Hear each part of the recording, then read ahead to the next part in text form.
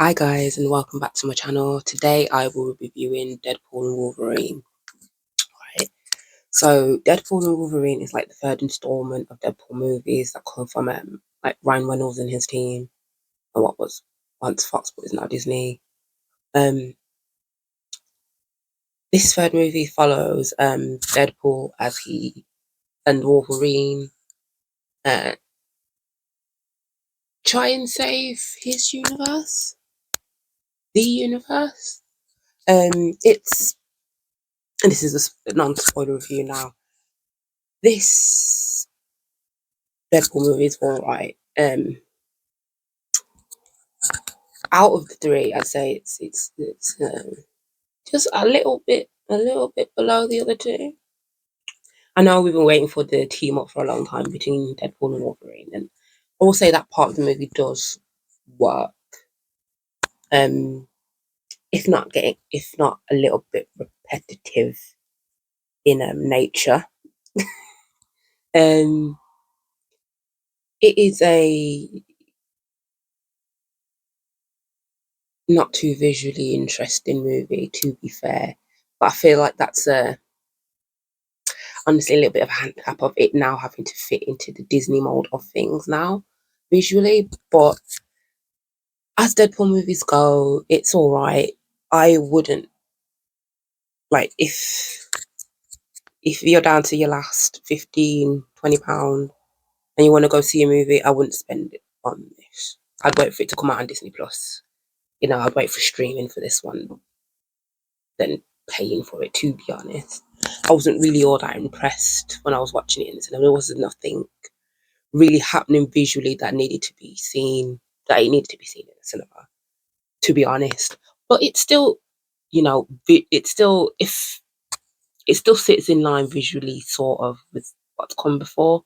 It just, in the spoiler section, I think I'll get more into, I think, how Disney has kind of made it look a little bit worse. Let's just get into the spoiler of it all. So, spoilers, spoilers, spoilers.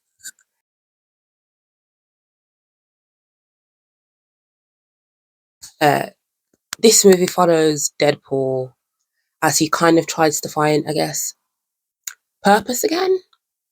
After the second movie, we pick up in this one, and he's not working as an assassin anymore. He's looking to get back not even to get back into that, but into a team to work with the Avengers or anybody basically. He's trying to do that. That doesn't quite work out for him, and then he kind of yeah, he's going for a little bit of depression maybe. I don't know. He's just not killing and destroying. He's selling cars. um, but basically, he gets pulled into the TVA, and they kind of tell him that his universe, his timeline is dying. It's falling apart because I guess it's this confirmation, but basically, the Wolverine from the Logan movie exists in the same universe as this Deadpool, so they're in the same universe. So since Logan has died, their timeline is collapsing because Logan was the anchor of their universe. And so Deadpool, uh, instead of taking the offer from the TVA of being able to move into a different universe, he goes, actually, I'm just going to save mine. So he goes looking for a new Wolverine from another one. And, somehow manages to pick the worst. This is kind of like a really fun scene to kind of go through, finding like different Deadpools in different universes. And they're interesting. They do a little accurate, I guess an accurately sized short Wolverine. That's fun. Eventually he finds a Wolverine that is too drunk to fight him, and he takes that one. Um, they get flung into the void, and from there we kind of follow them as they try to get out of the void so they can get back to the TVA so he can take his Wolverine, well, not his Wolverine, this new Wolverine to his universe, and also help that Wolverine kind of repair his mistakes from his universe. This is where it's also a little bit repetitive for me. And I get it, like, for a long time, people have been waiting for, like, Deadpool and Wolverine to kind of either fight each other or fight with each other or to be in a movie together because of the way that their powers work with the constant regeneration and their skill sets being hands, violence, fighting. So you do get some interesting fights in it, but you get them over and over and over again. And it gets a little repetitive for me, especially because at this point we're in the void. And if you, I guess this is where this depends on your standpoint and Disney's VFX. I'm over them.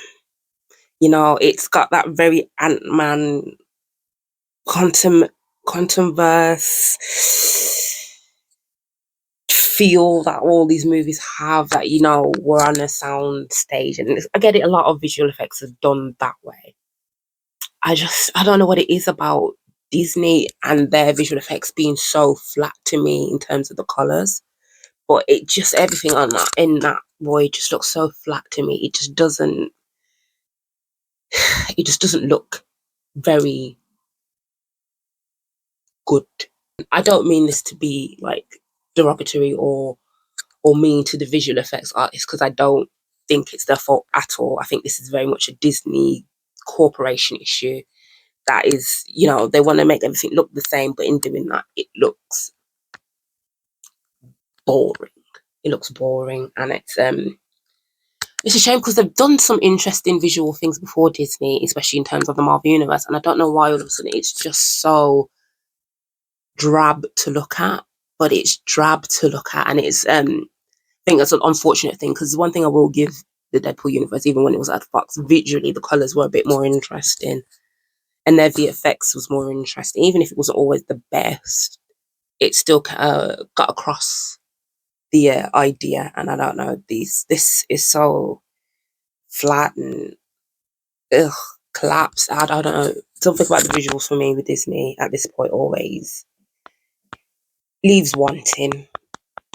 Yeah, but there are some fun surprises in this movie. You know, we have some characters return, and some who would say maybe didn't, and the characters kind of bring up themselves kind of metatextually that, you know, they didn't get their fair shot all the way quite. Because, you know, I guess sometimes you might think, I guess now in the 2010s, we look at those movies as being like bad, even though actually I don't know in what universe anyone thinks Blade, the first one, is bad. It's brilliant. No notes. No notes on Blade 1. Okay, and that is now to bring up that they bring in Blade, played by Wesley Snipes, Elektra by Jennifer Garner, Channing Tatum, which I don't think he actually ever got a chance to be in a movie, but I know it floated around for a long time that he might play Gambit. He plays Gambit. And they bring in Laura from Logan, the Logan movies, playing X-23 again. And her name's not Laura. The actress's name's not Laura. It's just, Laura is also, she's not a character that, her character was done right, actually. I think one of the few characters that was done, one of the few X-Men characters that was done very well. And they also bring back Chris Evans as Johnny Storm. But you know, Jennifer Garner and Wesley Snipes were a nice surprise. Um, I don't know. I do have like a special place in my heart for those early 2000s eras superhero movies, because they were trying. They were trying. And again, as I say, Blade, no notes. Blade 1, perfection. It's exciting to see Wesley Snipes again. Um,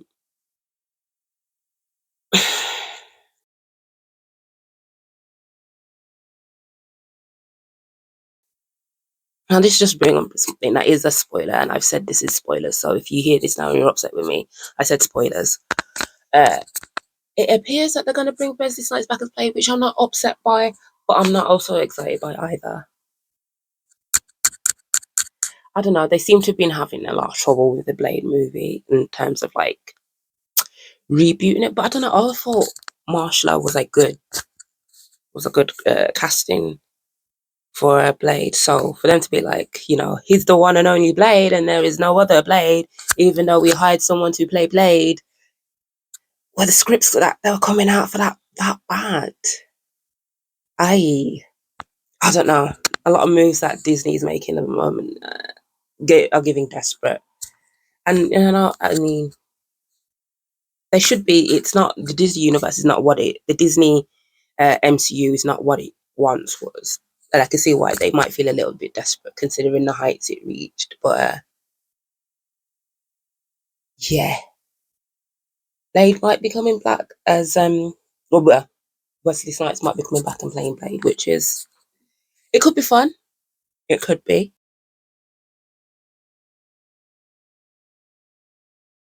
Um, the villains in this movie are Mr. Paradox and Cassandra Nova, and they're all right villains, I guess. You know, Cassandra Nova is basically kind of just evil in spirit. That's the character's motivation. Was pulled out of her universe as a baby and thrown into the void, and she is a big meanie, and she's cruel and she's mean and she likes destruction. And Mr. Paradox is, I guess, tired of waste, and so he wants to cut this universe short. And now he wants to cut universes that are dying short as soon as they find out they're dying, as opposed to just letting them die out naturally, I guess. And he's so offended by the fact that he would have to watch universe like die slowly or something. Blah blah blah. Like I don't care. Like it's so uninteresting as like a motivation for a villain. I mean, no shade to the actors because I think they do decent jobs playing what is essentially very uninteresting motivations for their characters, or at least in the way that it's written, it's uninteresting. But to be fair, in a movie that is like a Deadpool and Wolverine movie, the more interesting characters and point are Deadpool and Wolverine, and they do take up a lot of presence, which I don't think is a bad thing. To be fair, I just I don't know. I like an interesting villain, and I just was not ever really too moved by Mr. Paradox and his need to cut universes short, or by Cassandra Nova and her like, oh, I'm crazy and I'm gonna go into your mind and be crazy, and it's just like, she's doing an interesting job acting it, but it's just I don't characters that are like crazy for crazy sakes can work. I just the way they've written it, it was just not interesting at all. So basically, Wolverine and Deadpool save their universe. Well, they don't save Wolverine's universe. I don't think his universe was dying, but they save Deadpool's universe, and they stop the universes from being split or something. And you see, this is why I'm saying you might not really want to spend money to see this in a cinema. It's not that interesting, but there are some fun fights in it. There are some interesting, some fun moments and some fun things they do with with more extra Deadpools, and there's just I don't know, for a thing that was kind of sold as this like universe hopping. This is gonna bring in the Fox universe. It just really didn't do that for me. It didn't really get me excited about the pulling in of Fox characters into the MCU. It just kind of gave me like so we're gonna do uninteresting things with X-Men characters and the Fantastic Four as well. We're just gonna be uninteresting with them as well because it wasn't giving like, we're really about to give you these characters you've been begging us to have hold of and doing something interesting with them. It's not really giving that at all. I guess for this, I would give this movie a 5 out of 5. It's a movie. It does the movie things. I just didn't find it all that interesting, and it's so long for it to not for it to repetitively do a few things over and over again. It could have cut them short. I think we really could have cut the guff. had a really quick, punchy movie, because those are the best parts of it, when it gets a bit punchy and it's a bit more active. Yeah, guys, go and see it or don't see it. It's just my opinion. But I'd wait for this one to come out on streaming, really.